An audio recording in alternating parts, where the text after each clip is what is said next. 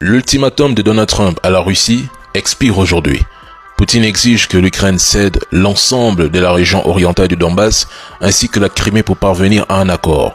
Selon les termes de l'accord en discussion, la Russie stopperait son offensive dans les régions de Kherson et de Zaporizhzhia le long des lignes de front actuelles.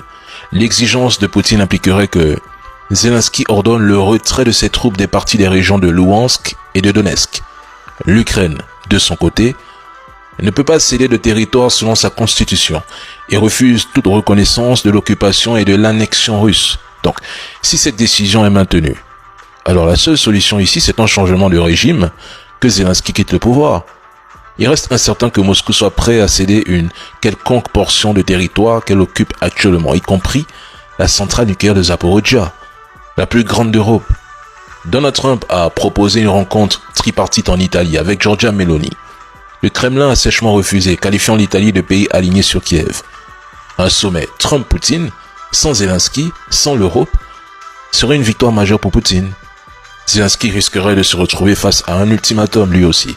Accepter la perte de territoire ou refuser un accord dicté par les grandes puissances pendant que l'Europe redoute d'être seule à faire respecter un cessez-le-feu alors que la Russie reconstruit ses forces, son armée.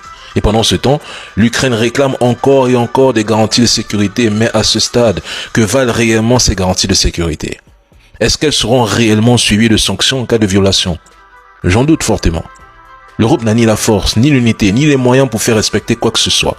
Et les États-Unis, eux, veulent éviter à tout prix une escalade militaire. Ils ne veulent pas s'engager, même pas un seul soldat militaire sur le front.